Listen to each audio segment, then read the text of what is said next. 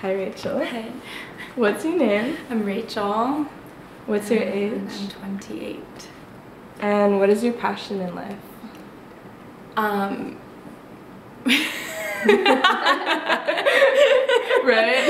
Yeah. I guess I think about like my grandmothers and all the things that they weren't able to do, or were like the ways that they were oppressed, and I think my passion is to, like, the word is almost like avenge them, or just like do all the things that they couldn't do, and that's like creatively, sexually, like socially, whatever, on all different levels, like to just be who my grandmothers weren't allowed to be. And what culture were you raised in? So I was raised multiculturally. My dad is from Mexico, so I grew up traveling there, and with that culture, like really deeply rooted, like Mexican, like indigenous, like poor culture is like, yeah, like a family, like living 20 people in one house, that kind of thing. And then, but then like a very different experience in America, like growing up, my mom is from Pennsylvania and grew up with like a lot of like white culture, and so like it was very mixed and confusing. Right, Yeah. totally. What is the first thing you think of when you hear the word failure? I think of fear, and then I also think that there's no such thing as failure. So it's like it's kind of opposite. It's like I feel the fear of it, but I'm aware that there's no such thing. Mm-hmm. What does failure mean to you?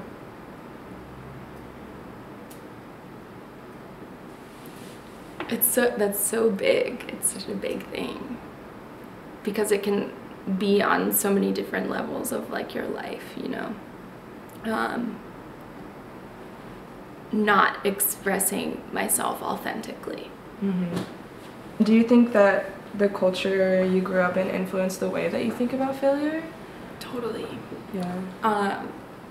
My dad immigrated here when he was 17, and he left because he couldn't afford to go to college, and you know, to help his family there and to like create a new life for the next generation here. And so like growing up, that was such a huge part of his teachings, was like, I came here and sacrificed like my family and my life to give you an opportunity at education. Mm-hmm. And so that was a huge piece for me. Like I had to go to college. There wasn't as much as of like a nonconformist, and like I struggled so hard through school my whole life. I had to do it because that was like this deep, like, I can't let this person down, because him and like all the generations before him were like behind me, like, you got to do this, right. You know. And I'm so glad that I did, despite how like challenging it was to me. I'm so glad that I pushed myself through that, because I see that it's like taught me a lot. But that's definitely, I think, the Mexican culture has influenced my idea of failure the most. Totally. What failure in your life has been the most impactful? There have been so many. But it's interesting, because as I've gotten older and like just done the self-work and stuff, I've realized like how failure, I don't really look at them as failures anymore. And I was taught by a great teacher that I had on the East Coast that this whole thing of like, if there was no such thing as failure, what would you do? And just imagine that there's no such thing. it's all learning. It's all like this human process, which is amazing.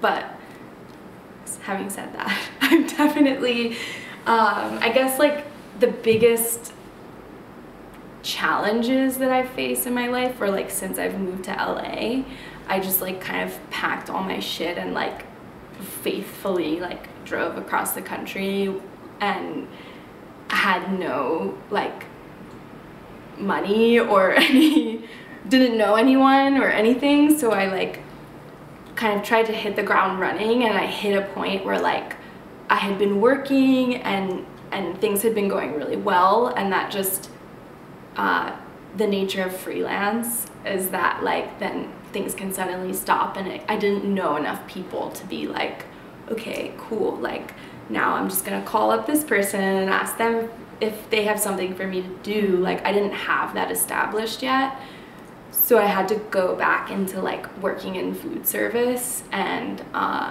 like health food stores, which I like vowed that I would never do again.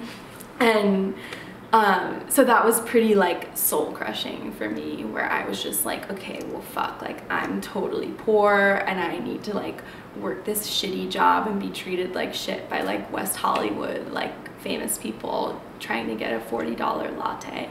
And like, and it sucked, and but it motivated me like to get out of that situation. Like it was like, this is not where I'm supposed to be, and I just like pounded the pavement, like getting myself to the point where like I could be doing the creative work that I'm doing now. Mm-hmm. So I think it was hard. I was like physically, mentally, emotionally just like fucked up, and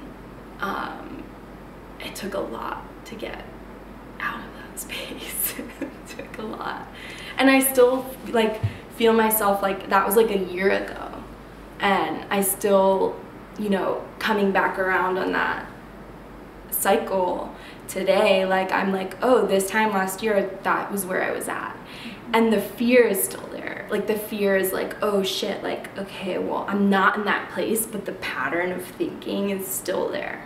So I'm like learning how to release that, mm-hmm. and just have faith that I'm like, I've worked my ass off to get to this place, you know. Deserving. Yeah. Yeah. I think it's hard to say because I don't want to be like ableist in like a financial way, because I didn't have the ability to be like, I don't want to do this anymore, I'm leaving. Like I had to pay my rent, you know. Mm-hmm. And so I don't want to say like there wasn't really any other path that I could have taken. I just had to go through it, mm-hmm. and feel that way, and like be in the shits for a while, and just like that. I guess that's the thing, is like just knowing that you'll come out on the other end like flaming, you know. Yeah. The only way out is through. Yeah. Yeah. Way easier said than done. Yeah. I mean, I think it taught me a lot too about just like knowing when things were wrong, and like when I need to stand up for myself and take the power like back into my hands. And it's taught me how to be humble and gracious and like